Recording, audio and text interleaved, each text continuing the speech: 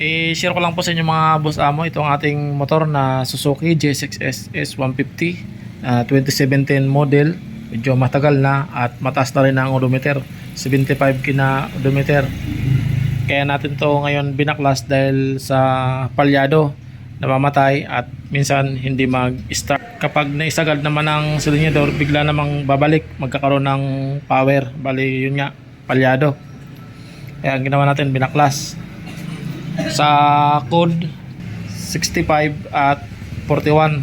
Sa 65 bali sa switch o kaya sa RPM, pabago-bago ang RPM. Sa ano naman 41, code 41, release sa fuel o kaya fuel pump.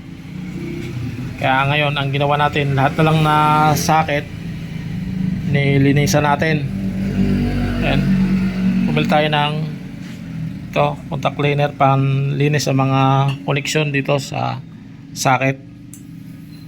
Pero ang napansin ko pag baklas natin ito, dyan sa connection niya sa injector, marami na siyang corrosion.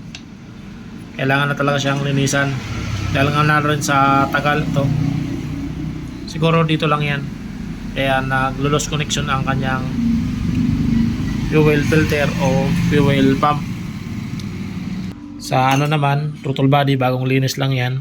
Bali, mula nang nilinisan, mga 3,000 km. Okay naman ang kanyang andar ngayon. Ito, nag-o-off naman at hindi mag-start. Ayun o, dahil nga sa tagal na ng ating motor. Ito. Naman natin, tinanggal na lang lahat na connection para isprehan mga sakit. Bago naman natin to ibalik mamaya, isprehan naman natin to gamit naman ng blower para matanggal yung basa sa loob. Ito, tinanggal.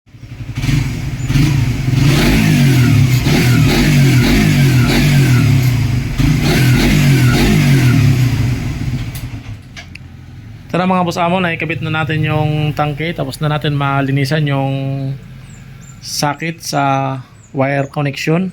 Gumamit tayo ng contact cleaner. Ito. Bali, ang naging aberya niya mga boss amo, nagkaroon ng corrosion sa connection niya sa injector. Dito yung dalawang wire dyan sa injector. Kaya siya nagpapalya dahil dun sa dalawang wire sa papunta sa injector, yung nagsusupply.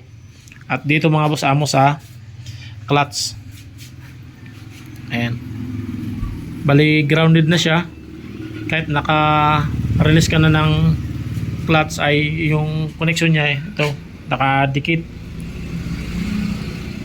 Ayan, na kapag ganon nagpapalya, yun lang ang gagawin natin, check natin yung connection dun sa injector at dito sa clutch. Unahin muna natin sa clutch kasi yung clutch wire nandito lang naman sa taas, nasa open lang. Kapag ganito na mga boss amo, kailangan na natin yan ayusin. Ito, grounded na siya, dikit. Ito rin pala mga boss amo, kapag dikit, wala naman siyang check engine dito, palyado, namamatay dahil nga sa nag-i-engage yung connection niya.